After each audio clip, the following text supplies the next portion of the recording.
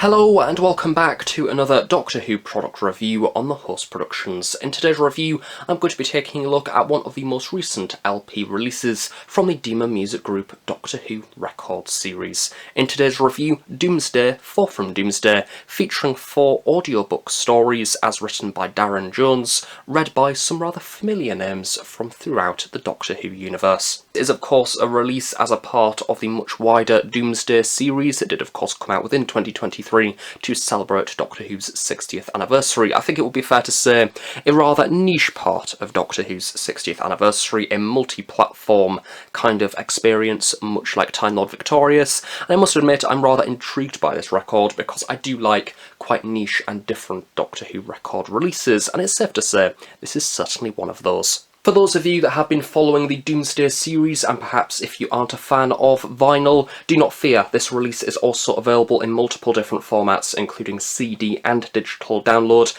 and both of which are indeed cheaper than this LP release, as you would come to expect, because the vinyl format, as always, is a little bit more expensive. But for those of you who do like a sprinkling of records within your Doctor Who collection, then this release is certainly for you.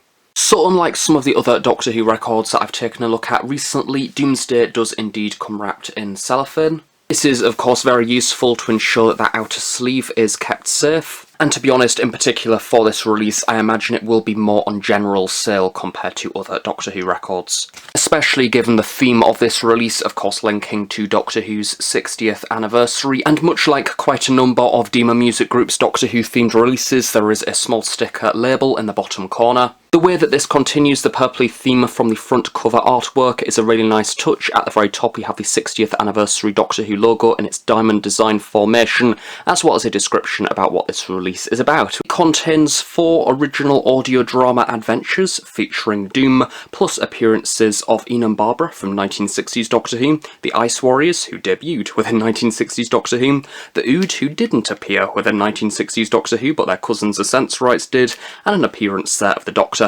thrown in for good measure. But although I've not really been following Doomsday as a series because it features 4 whole adventures, I'm going to assume that this is actually quite a significant portion of the Doomsday series, along with the Big Finish box set, which is also a series of audio dramas. I refuse to accept that I'm the only person who does this. Does anyone else carefully open the records and then preserve the sticker on the front? I'm sure I'm not alone here. Especially given that Doomsday, for the most part, is a non-visual piece of media, I do think that Dima Music Group have done a very good job of representing this series through the limited imagery, let's face it, that they have. So you have this lovely shattered design there with Doom in the very centre. The Doomsday logo itself takes prominence over the Doctor Who logo, or within Doomsday is indeed a clock representing time ticking down within this series, and I do believe each story being set within a different hour. I do feel like they are certainly still finding their feet on how to use the latest Doctor Who logo. Here we have the version where it's all on one line. It doesn't particularly stand out too much here, I think simply because of the way it has been styled with Doomsday just below it. I think that this logo and design combination with the layout of imagery works really well for this cover art, so it's a win-win either way.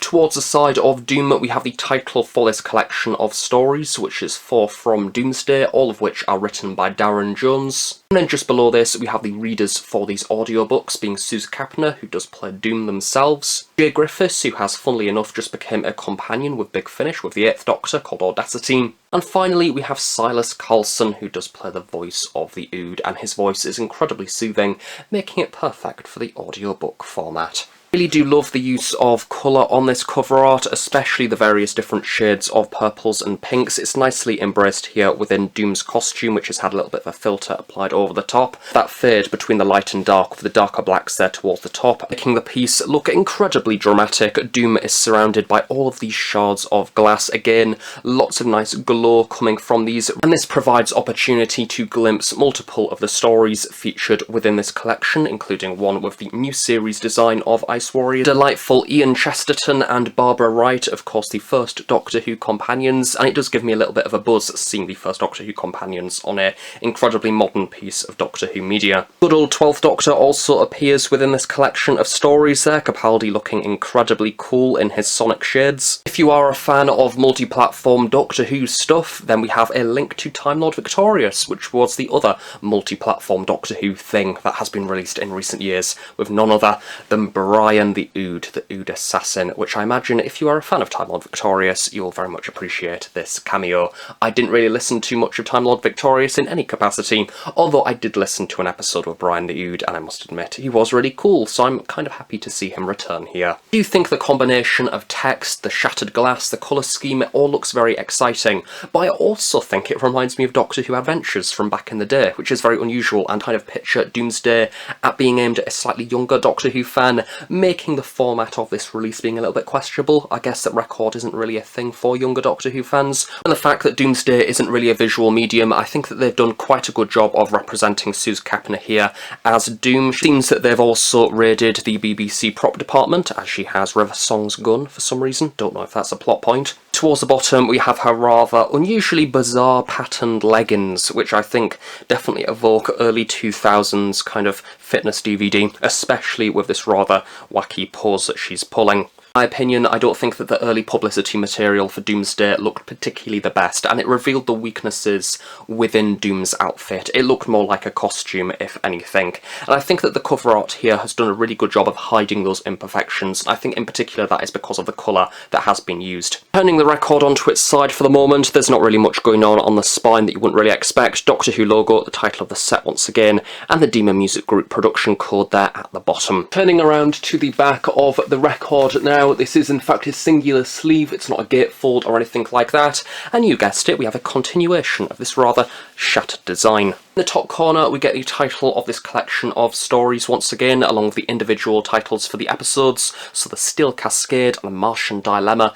and Ood Halloween, which is a great title, and Dark Space. We also have a brief synopsis for the stories within this set, so do pause that if you are interested. I think the layout of this whole piece is rather smart. I love the way that the text has been restricted here towards the bottom, including the company information, but also the fact that the typeface has been coloured purple as well. Shattered glass effect, we get a little bit of a closer look at this throughout the entirety of the cover, and again I really like that design. I think it looks quite nice. Of course a slight purpley tinge in there as well, with some rather large shards of glass off to the side. Then we have the Doom Giant O, also representing the clock there in the very centre, ticking down like an ominous countdown. Again, I love the way that the O kind of looks like it's sculpted in a metal or stone with that purpley hue. Its all colouring and design is very striking, and let's face it, that's exactly what you need for a record sleeve. Despite Doomsday being a double LP release, it is in fact a singular sleeve rather than a gatefold, which I must admit is usually a bit of a pet hate of mine, but given the limited material that this release has to work with visually, I think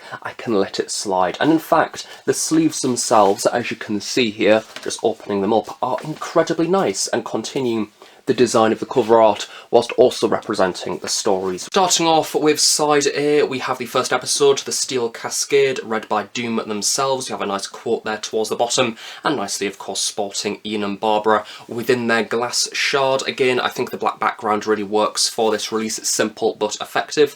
Moving on to episode 2, side B, The Martian Dilemma, read by Jay Griffiths. We have the lovely Ice Warriors there as well. I really think that the colour palette shouldn't work, but it kind of does. We have side C, an Ood Halloween, and I really wish that I had this story when it was Halloween a few weeks ago. I think the whole design of this sleeves really takes on board the whole story context. I love the way that we have this little clock there towards the side of the title, as well as stating that this is hour 3. The font itself is incredibly bold, and I like this kind of typewritery effect that has been used on the quote from the episode.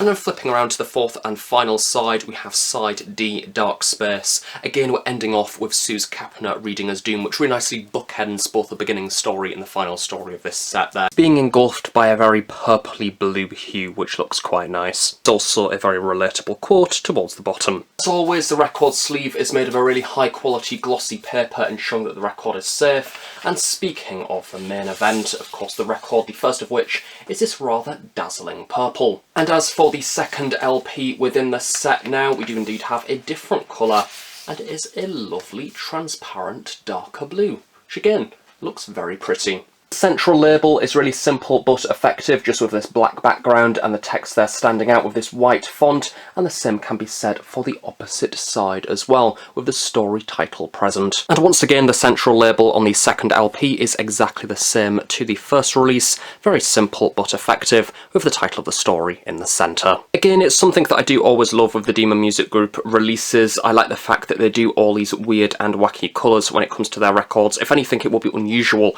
if Demon Music Music Group did a regular black LP. Person is in fact a rather dark purple, however under these rather vibrant lights it does come across a rather pinky hue, and again it is slightly transparent, so underneath there you can slightly see my hand. Whilst looking pretty, it does also of course in keep with the colour scheme of the record sleeve, which is a lovely touch. And of course it will nicely shimmer while spinning around the turntable as well. As for the second LP of the set, this is a lovely transparent blue. Again, under these lights it does come off as a rather vibrant lighter blue, but in reality it is in fact a darker blue, almost like an emeraldy blue. It looks very pretty. I suppose given that this is a Doctor Who product, you could argue it's TARDIS blue, but it is incredibly pretty. And again, when it's moving around the turntable, due to it being transparent, it will have that lovely glow coming from it, making it very visually striking. There we go, putting the records down on the white background, you can kind of see what these colours are a little bit more authentically, so both of them look ever so slightly darker. This is more plum-like purple, I suppose. This is a darker blue. The fact that Dima Music Group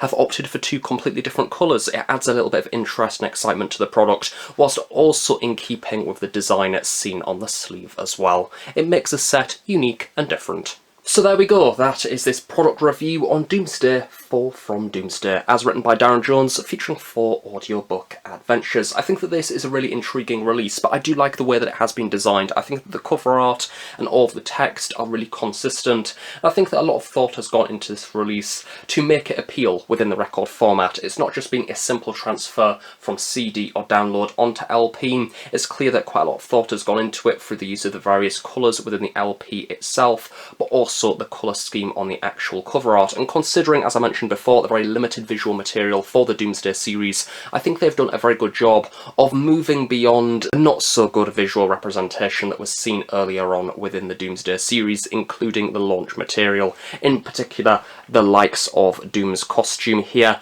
which wasn't particularly the best on the debut. I think this release nicely amends that and makes it look something a bit more exciting. Admittedly, this release will not be for everyone. It is quite a niche, but for those of you that like niche Doctor Who records, then this is definitely one for your collection, as I imagine in the future it will probably be a release that people may overlook or forget due to it being not directly Doctor Who related, but more a spin-off in its own right.